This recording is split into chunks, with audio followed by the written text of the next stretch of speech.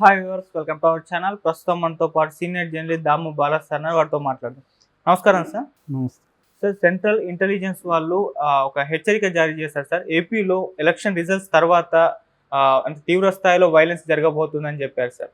అదేవిధంగా చంద్రబాబు నాయుడు గారికి సెక్యూరిటీ పెంచారు సార్. అయితే ఈ రెండింటిని మనం ఏ విధంగా అర్థం చేసుకోవాలి? ఎందుకు సెక్యూరిటీ పెంచాల్సి వచ్చిందంటారు సార్? ఇప్పుడు ఇది 2 విషయాలు కూడా ఆంధ్రప్రదేశ్ రాజకీయాల్లో ఒక ఫజిల్గా మారిపోయింది. ఎందుకంటే సడన్గా చంద్రబాబుకు ఎందుకు సెక్యూరిటీ పెంచారు? ఆల్రెడీ ఆయనకు Z+ సెక్యూరిటీ దేశంలోనే ఓన్లీ 40 మందికి మాత్రమే Z+ సెక్యూరిటీ ఉంది. అట్లాంటిది చంద్రబాబుకు ఉంది. ఆల్రెడీ ఉన్న దాన్ని కాకుండా ఇంకా పెంచారు. మామూలుగా ఆయనకి ఇప్పుడు 12+12 చేశారు. 12 మెంబర్స్తో ఆయనకి సెక్యూరిటీ ఉందన్నమాట. దాన్ని NSG అంటారు, నేషనల్ సెక్యూరిటీ గార్డ్స్. తర్వాత ఇప్పుడేమో SPG ఇచ్చారు, స్పెషల్ ప్రొటెక్షన్ గ్రూప్. ఇది మామూలుగా PMకి, ప్రెసిడెంట్కి, వైస్ ప్రెసిడెంట్కి, ఇలాంటి సుప్రీంకోర్టు చీఫ్ జస్టిస్కి ఇలాంటి వాళ్ళకి ఉంటుంది. అది ఇప్పుడు 12+2 24 మందిని యాడ్ చేశారనమాట. ఓకే. సో ఓవరాల్గా చంద్రబాబు సెక్యూరిటీ మొత్తం 183 మంది ఉంటారు ఇప్పుడు.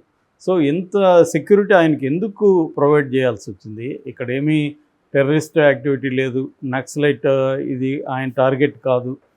సో అంత పెద్ద సెక్యూరిటీ ఎందుకు ఇచ్చారు ఇప్పుడు సడన్గా అనేది ఒక పజిల్గా మారింది. దీని మీద రకరకాల వ్యాఖ్యానాలు వస్తున్నాయి. ఇదొక అంశం. రెండవ అంశం, సెంట్రల్ ఇంటెలిజెన్స్ నిఘా వర్గాలు ఆంధ్రప్రదేశ్లో ఎన్నికల తర్వాత కూడా వైలెన్స్ పెద్ద ఎత్తున పెరిగే అవకాశం ఉంది. అందుకని June 13th వరకు అక్కడ నిఘా పెట్టాలి. అందుకని ఎన్నికలకు సంబంధించి ప్రత్యేక బలగాలను అక్కడ మోహరించాలి అని రికమెండ్ చేసింది హోమ్ మినిస్ట్రీకి. సో ఈ 2 మనం పెట్టుకొని చూస్తే చంద్రబాబుకి ఎవరి నుంచి ఫస్ట్ థ్రెట్ ఉంది?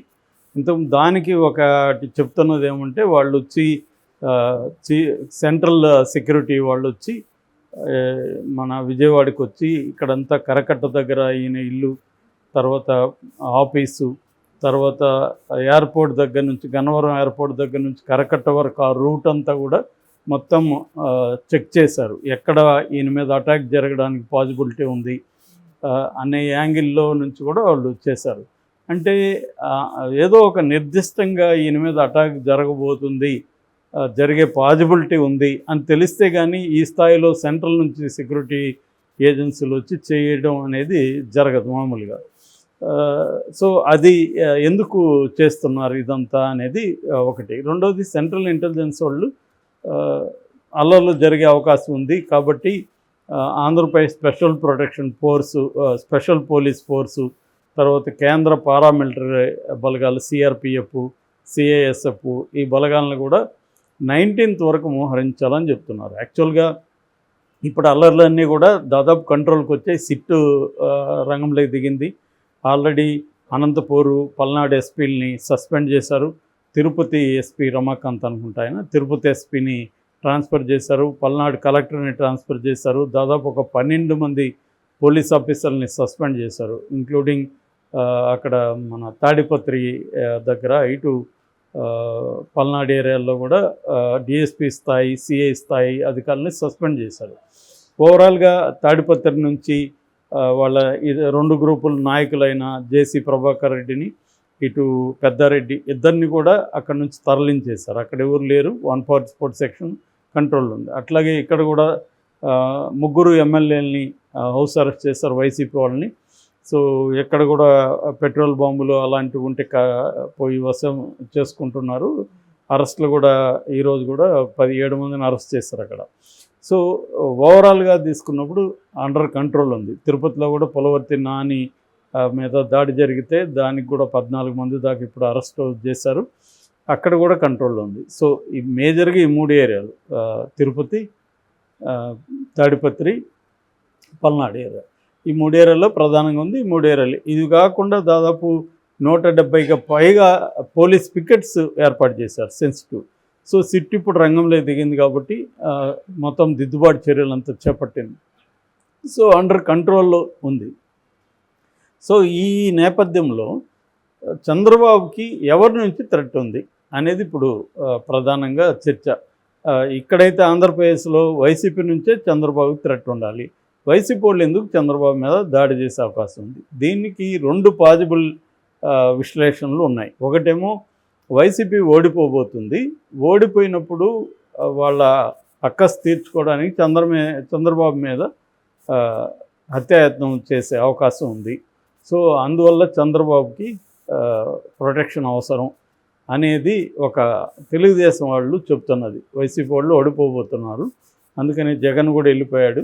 జగన్ లేని టైంలో వైసీపీ వాళ్ళ రౌడీ బృందం ఒకటి దాడి చేసే అవకాశం ఉంది. దీనికి వాళ్ళు చెప్పే ఎగ్జాంపుల్ ఏంటంటే, గతంలో జోగి రమేష్ ఆధ్వర్యంలో చంద్రబాబు ఇంటి మీదకి వెళ్ళారు. అప్పుడు చంద్రబాబు లోపల పెట్టి గేటుకి తాళం వేశారు. అట్లాగే ఆయన ఉమ్మడి కృష్ణా జిల్లాలో రోడ్ షో చేస్తున్నప్పుడు కూడా ఆయన మీద రాళ్ల దాడి జరిగింది. కాబట్టి చంద్రబాబుకి థ్రెట్ అనేది వైసీపీ నుంచే ఉంది. దానికి కారణం వైసీపీ వాళ్ళు ఓడిపోబోతున్నారు అనేది వాళ్ళ నెరేటివ్. రెండో వెర్షన్ ఏంటంటే, రివర్స్లో వైసీపీ గెలవబోతుంది, గెలిచినప్పుడు తెలుగుదేశం వాళ్ళే వాళ్ళ మీద దాడి చేసే అవకాశం ఉంది. ఆ క్రమంలో చంద్రబాబు మీద కూడా దాడులు జరిగే అవకాశం ఉంది. కాబట్టి చంద్రబాబు ప్రొటెక్షన్ అవసరం అనేది రెండో వెర్షన్. ఇక్కడ ఏంటంటే, జగన్కి ఎందుకు ప్రొటెక్షన్ లేదు? మరి ఇదే యాంగిల్ నుంచి తెలుగుదేశంలో కూడా దాడి చేసే అవకాశం ఉంది. ఇప్పుడు మనం జరుగుతున్న అల్లర్లు చూస్తే 2 వైపులా ఇవి కనిపిస్తుంది. ఇప్పుడు తాడిపత్రి ఉంది, ఇందాకే సీసీటీవీ ఫుటేజ్ కూడా బయటకు వచ్చింది. అందులో పోలీసులే పెద్దారెడ్డి ఇంటికి వెళ్ళి లోపల ఉన్న ఫర్నిచర్, కంప్యూటర్లు అన్నీ ధ్వంసం చేసి చివరికి సీసీటీవీలను కూడా ధ్వంసం చేస్తున్న ఫుటేజ్ బయటకు వచ్చింది. అంటే పోలీసులే తెలుగుదేశం తరపున వైసీపీ సిట్టింగ్ ఎమ్మెల్యే ఇంటికి వెళ్ళి దాడి చేశారు. క్లియర్గా ఫుటేజ్ బయటకు వచ్చింది. అట్లాగే ఇక్కడ గోపిరెడ్డి శ్రీనివాసరెడ్డిని పల్నాడులో మాచర్ల దీంట్లో ఆయన ఇంటి మీద 150 మంది దాడి చేసి వాళ్ళ మామని గాయపరిచారు. వాళ్ళ కొడుకు కూడా చిన్న గాయాలయ్యి. సో ఇదంతా కూడా తెలుగుదేశం వాళ్ళే చేస్తున్నారు. సో తెలుగుదేశం వాళ్ళు కొన్ని చోట్ల చేస్తుంటే, కొన్ని చోట్ల ఇప్పుడు తిరుపతి ఉంది, వాళ్ళు ఫస్ట్ అయితే అక్కడ కూడా కులవర్తి నాని మనుషులు పోయి అక్కడ గొడవలు చేశారు, తగలబెట్టారు ఇండ్లు. దానికి ప్రతీకారంగానే వాళ్ళు వచ్చి చేశారనే ఒక నెరేటివ్ ఉంది. ఏదేమైనా వీళ్ళు దాడులు ముందు వీళ్ళు చేశారా లేదో పక్కన పెడితే, చాలా యాక్టివ్గా అయితే తెలుగుదేశం ప్రవర్తిస్తుంది. దీనికి మళ్ళీ ఒక నెరేటివ్ ఉంది. అదేంటంటే, మనం ఓడిపోతున్నాం కాబట్టి మోరల్ నిలబెట్టాలంటే గొడవల్ని రెచ్చగొడితే మన కేడర్ మోరల్ పడిపోకుండా ఉంటుంది అనేది అని చంద్రబాబు ప్లాన్ చేసి చేయిస్తూ ఉన్నాడు అనేది వైసీపీ వాళ్ళు ఆరోపిస్తున్నారు.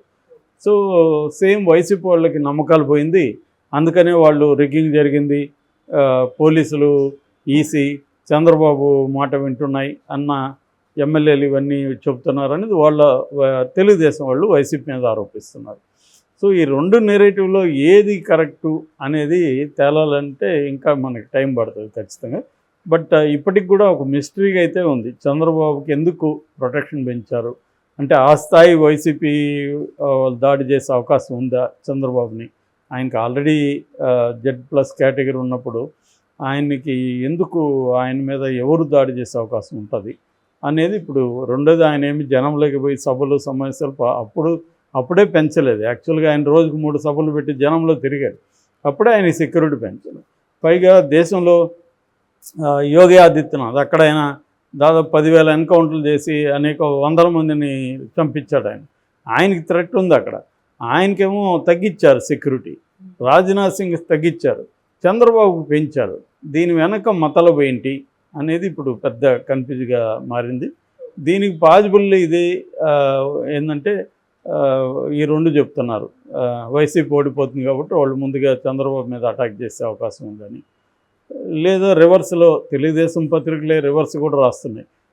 వైసీపీ గెలుస్తుంది కాబట్టి దీంట్లో వీళ్ళు అటాక్ చేసే అవకాశం ఉంది.